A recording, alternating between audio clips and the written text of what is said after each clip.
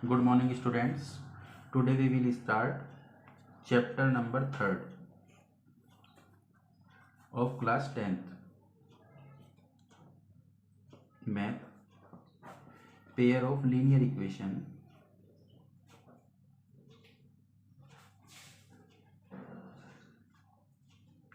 in two variables.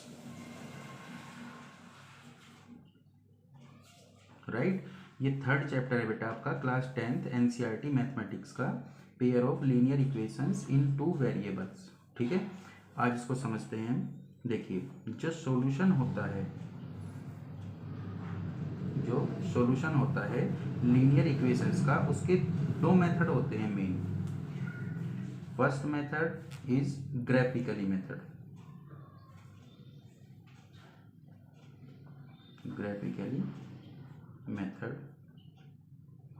and second one is algebraic method.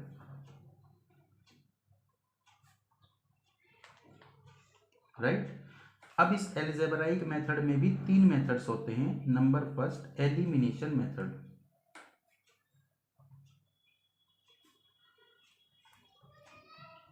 Second one is substitution method,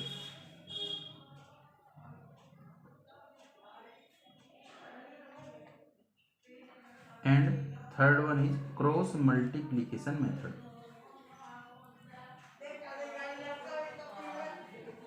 cross multiplication method, ठीक है।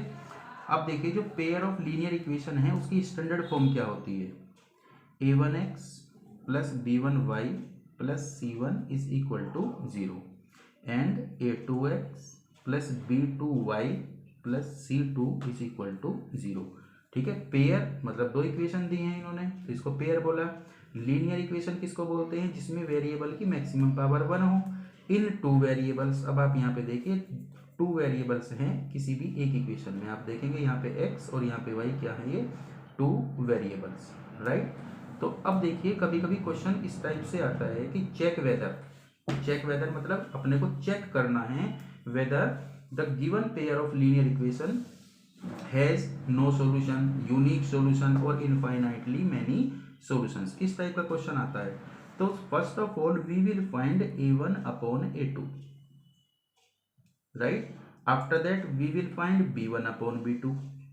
अगर ये दोनों equal नहीं आते, ये फर्स्ट केस बनता है, then we can say that the pair of linear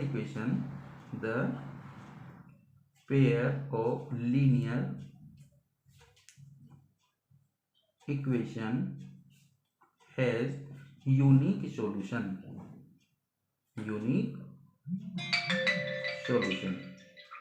this one, right। Unique solution का क्या मीन्स होता है?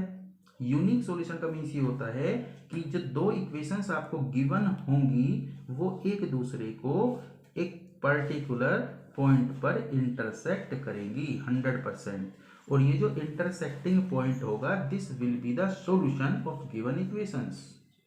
And in this case we can see that the pair of linear equation is consistent, ठीक है।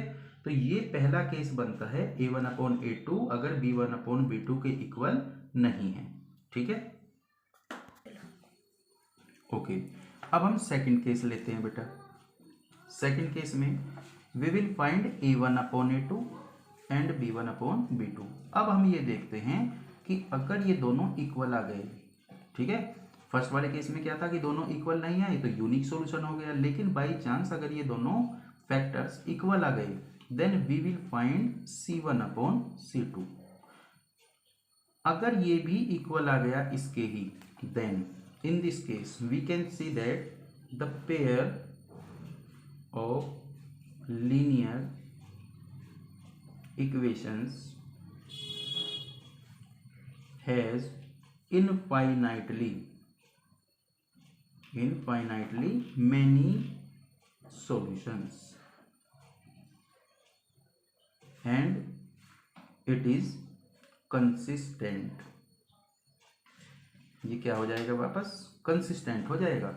इस वाले केस में देखो, जब हम ग्राफ ड्रॉ करते हैं तो वे जो दोनों लाइंस हैं वो किस तरीके से जाती हैं, यही लाइन फर्स्ट होगी और इस ही के ऊपर यही सेकंड लाइन होगी। मीन्स कंसिस्टेंट का मीन्स क्या हो गया, ये दोनों लाइंस कोइंसिड हो जाएंगी बिल्कुल एक दूसरे के ऊपर, यही लाइन एल होगी, यही लाइन एम होगी, राइट। अब थर्ड केस की बात करते हैं, ठीक है। तो देखिए, first of all we will find a1/a2 then b1/b2, ये दोनों इक्वल आ गए थे।